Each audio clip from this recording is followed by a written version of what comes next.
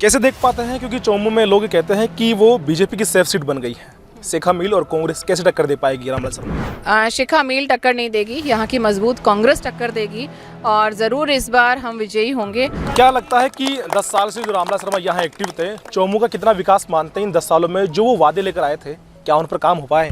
देखिए, कोई भी प्रतिनिधि होता है वो वादे तो बहुत सारे करता है।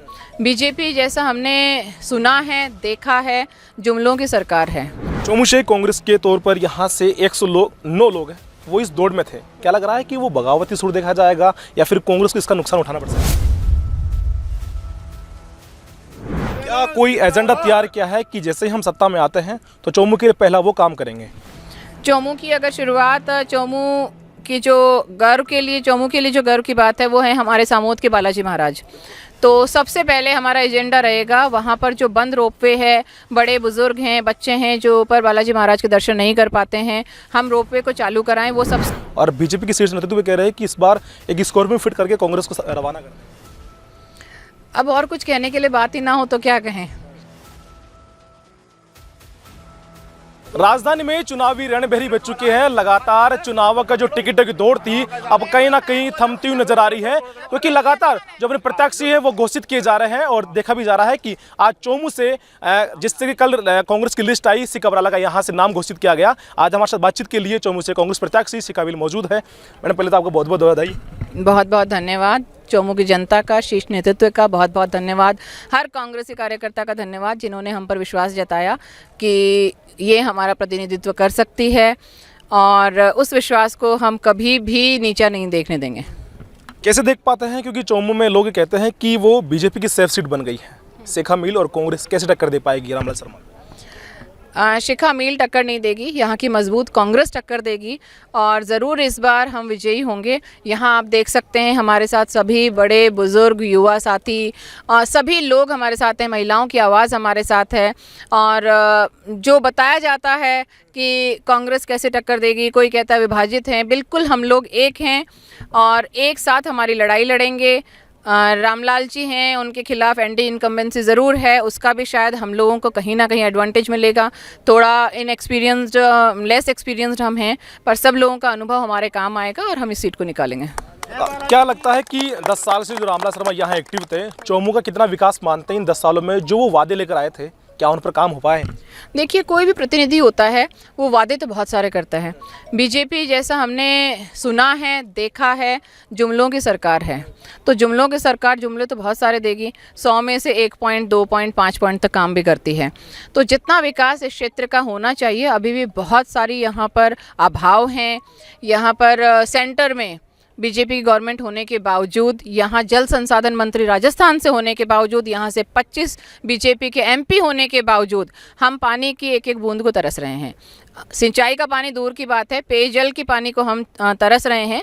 तो ये उन लोगों का दायित्व था कि हमारी इस पुकार को सुने, हमारी इसके लिए कुछ तो हमें लगे कि धरातल पर उतर रहा है। ईआरसीपी योजना में सिर्फ कागज़ों में रह गई है, कोई धरातल पे नहीं है। तो इस तरीके से आप अगर देख सकते हैं, चौमू क्षेत्र बहुत पिछड़ चुका है। जो कृषि प्रधान और पशुपालन प्रधान क्षेत्र होता था, तो वो क्षेत्र 10 साल और आज में ज़मीन आसमान का फ़र्क आ गया है। रोज़गार नहीं है क्योंकि कृषि छूट गई है, नए रोज़गारों के अवसर नहीं हैं। केंद्र सरकार ने बहुत बड़े बड़े वादे किए थे।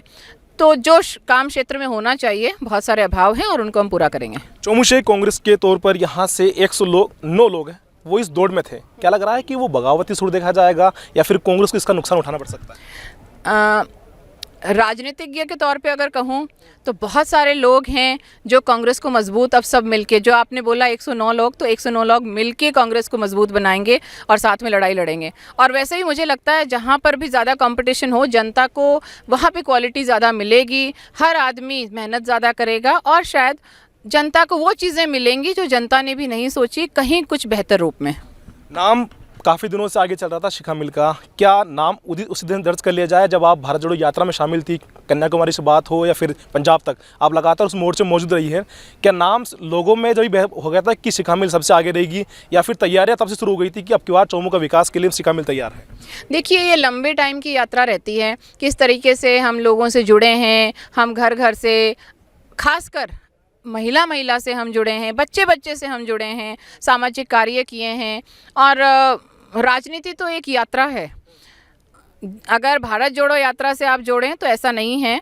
लोगों के दिलों में अगर हम जगह बनाते हैं, लोगों के यहाँ से आवाज़ जाती है, ज़मीन से आवाज़ जाती है, तो ऊपर वाले सुनते हैं। सब लोगों ने बहुत मेहनत की है, और लोग जिन्होंने नामांकन अपना दिया था बायोडाटा, उन लोगों ने बहुत मेहनत की है। पर ठीक है, एक जने को मिलनी है और पार्टी ने हमें चुना, उसके लिए हम फिर से बहुत उनको धन्यवाद देते हैं। जब मैं चोमू के अंदर यहाँ चुनावी चर्चा कर रहा था तो लोग कह रहे थे कि हमें बदलाव की जरूरत है, नए चेहरे की जरूरत है, तो ही चोमू का विकास हो पाएगा।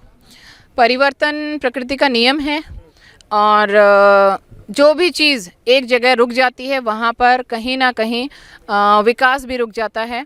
लोगों को नए चेहरे की ज़रूरत इसलिए थी कि पिछले 10 साल से बीजेपी की गवर्नमेंट यहाँ पे, बीजेपी के एमएलए यहाँ पे बन रहे हैं, और जो उन लोगों ने आकांक्षाएं की थी अपनी, जो उनकी एक्सपेक्टेशंस थी वो पूरी नहीं हो रही हैं, तो उन्हें कहीं ना कहीं लगता है कांग्रेस सरकार, यहाँ पे कांग्रेस से एमएलए आए, वो हमारी सुने और परिवर्तन लोगों को अच्छा लगता है और हमें मौका देंगे तो हम उनसे बढ़िया से बढ़िया जो भी हमारा योगदान होगा पूरा देंगे।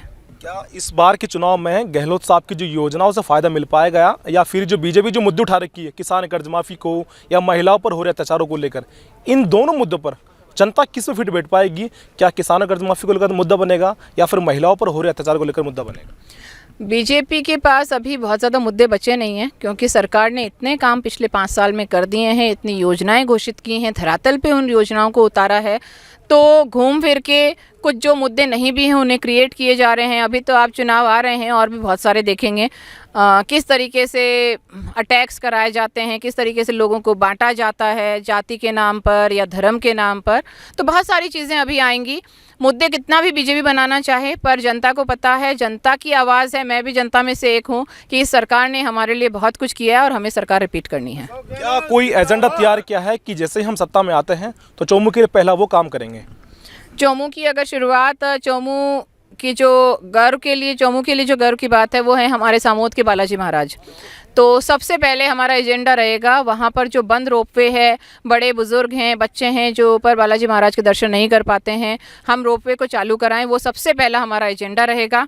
और उसके बाद जो कॉमन समस्याएं हैं, हर घर की, हर व्यक्ति की समस्या है, यहाँ घर घर पानी की समस्या है, उसके लिए हम बहुत लंबे टाइम से संघर्ष कर रहे हैं और आगे भी करेंगे, और जल्द ही हम सरकार को मजबूर करेंगे कि वो हमारी मांग सुने और यहाँ पर पानी का बंदोबस्त करे। जो ERCP योजना है उसे, उसका काम धरातल पर शुरू कराए।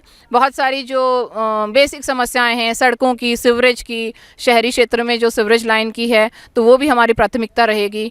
और शिक्षा, स्वास्थ्य, इनके स्तर को सुधारने की बहुत सारी पंचायतों की अलग अलग प्रॉब्लम्स हैं, किसी के कोई शिक्षा संकाय, कोई सब्जेक्ट नहीं है, कुछ नहीं, तो वो समस्याओं पे हमारा पंचायत वाइज, गांव वाइज हमारा एजेंडा रहेगा, मैनिफेस्टो रहेगा। मैं जब यहाँ चौपाले कवर कर रहा था, लोग कह रहे थे कि शिक्षा और चिकित्सा को लेकर अभी चोमू पिछड़ा हुआ है, क्योंकि लोग यहाँ जयपुर जाते हैं चिकित्सा के लेकर, काफ़ी यहाँ काम तो हुआ है, पर शिक्षा को लेकर अभी चोमू से लोग हैं वो जयपुर के प्लान करते हैं।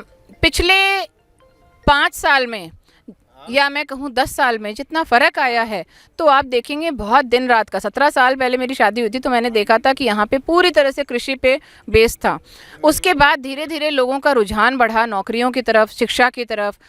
जो 12वीं तक पढ़ते थे वो धीरे धीरे ग्रेजुएशन से पोस्ट ग्रेजुएशन, MA, BEd ये सब करने लगे हैं। मेडिकल में बहुत सारे सिलेक्शंस हो रहे हैं, प्रशासनिक सेवाओं में जा रहे हैं। अभी रीट में हमारे यहाँ बहुत अच्छे सिलेक्शंस हुए हैं। तो चोमू उसमें बहुत आगे बढ़ रहा है, शिक्षा में आगे बढ़ रहा है, स्वास्थ्य में यहाँ पे चोमू को एक छोटी मेडी हब बोला जाता है। वो सिर्फ इसलिए कि आपको हर 100-200 मीटर पे कोई हॉस्पिटल मिल जाएगा, वो भी ऐसा जिसमें जयपुर जितनी क्वालिटी सर्विस मिलेगी और उससे आधे से भी कम दाम में मिलेगी। तो हम बहुत सारे यहाँ पर 200 किलोमीटर के एरिया को, यहाँ जितने भी हॉस्पिटल्स हैं, डॉक्टर्स हैं, बहुत मेहनत कर रहे हैं और नाम रोशन कर रहे हैं। बच्चे यहाँ पे, बहुत सारी कोचिंगें हैं, बहुत सारी स्कूलें हैं जो यहाँ पे बहुत अच्छा काम कर रही हैं। बहुत सारा ड्रेनेज जयपुर के लिए रुक गया है, पर हम जो उच्च शिक्षा है, कॉलेजेस हैं, गर्ल्स कॉलेज हुई और कॉलेजेस, तो उस पर ज़रूर ध्यान देंगे कि लोगों को दूर ना जाना पड़े। अंतिम सवाल था कि रामविलास शर्मा जन आक्रोश रैली की थी, काफ़ी लोग जुटे भी थे और साफ तौर पर कह रहे थे कि इस बार कांग्रेस को सफाया कर देंगे, और बीजेपी की शीर्ष नेतृत्व कह रहे हैं कि इस बार एक स्कॉर्पियो फिट करके कांग्रेस को रवाना कर देंगे। अब और कुछ कहने के लिए बात ही ना हो तो क्या कहें। तो बात हमारा, जैसे आपने बोला 109 कैंडिडेट, तो 109 कैंडिडेट तो ठीक है, पर अगर जो खुद ही भाजपा बिखरी हुई है, ऊपर से ही बिखरी हुई है, वो किसका सफाया करेगी? खुद का सफाया बचाएगी या कांग्रेस का सफाया करेगी? और फिर भी हम सकारात्मक राजनीति पे बात करेंगे। हम कोई सफाई में किसी का सफाया हमें करना, हम बिल्कुल दिमाग में कांग्रेस लेकर नहीं चलती। कांग्रेस को अपने किए हुए काम को आगे लाना है, उसी के बारे में बातचीत करनी है और अपना विजन क्या है, हम आगे क्या कर सकते हैं, मुद्दों पे बात करनी है। हमें कोई धर्म की राजनीति हमें नहीं करनी है। जो मुद्दे बेसिक जो लोगों की प्रॉब्लम है, हम सिर्फ उन पे बात करेंगे और उन्हीं पे एक्शन लेंगे। हमारा वही एक हमारा एजेंडा रहेगा। बिल्कुल, ये थे हमारे साथ से कांग्रेस के चौमू से प्रत्याशी डॉक्टर शिखा मिल, जो लगातार चिकित्सा क्षेत्र से अब लोक सेवा की ओर बढ़ रही है। साफ तौर पे कह रही कि जैसे जैसे हम काम करेंगे, जनता के हित पर काम करेंगे। और लोगों ने साफ तौर पे कहा कि पानी की सबसे बड़ी समस्या है, वो चौमू की हम जनता से निजात दिलाएंगे। आज उनके कार्यालय पर है, उनके चाहने वाले, उनके समर्थकों ने यहाँ आए और उनको बधाई देने के लिए, क्योंकि चौमू का जो विकास रहा है कि 20 साल से यहाँ 15 साल बीजेपी राज किया, तो 1 साल भगवान साई ने, क्योंकि हर बार का रहा है कि कुछ महज वोटों के अंतर से ही वो कांग्रेस मात खाती थी। पर इस बार का चुनाव खेल पाएगा, क्योंकि आरएलपी से छुट्टन यादव ने यहाँ 40,000 वोट प्राप्त किए थे। पर इस बार वो चुनाव से महज कहीं ना कहीं दूर नजर आ रहे हैं, क्योंकि जैसे ही गठबंधन हुआ तो आसपास से जरूर यहाँ प्रत्यक्ष उतारा गया। छुट्टन यादव कहीं ना कहीं अभी नामांकन से दूर है। क्या कुछ लगता है, क्योंकि डॉक्टर शिखा मिल को यहाँ से कांग्रेस से बड़ी जिम्मेदारी मिली है और नामांकन के लिए कल अंतिम डेट है और आज कल रात को ही जैसा उनका टाइम फाइनल हुआ, ये नाम फाइनल हुआ, आज उनके समर्थक है और कार्यकर्ता वो यहाँ पहुँचे हैं और उनको बधाई दी जा रही है, माला साहब पहनाए जा रहे हैं। अब देखना होगा कि राजस्थान की राजनीति में क्या कुछ होने वाला है, क्योंकि रामलाल शर्मा यहाँ से काफ़ी दिनों से एक्टिव है और वो लगातार विधायक बन नजर आ रहे हैं। साफ तौर पर शिखा मिल ने कहा कि इस बार हम जो जनता की समस्याएं थी, जो मुद्दे थे, उन पे काम करेंगे और सत्ता जरूर रिपीट करेंगे। साथ हमारा समाचार चौमू।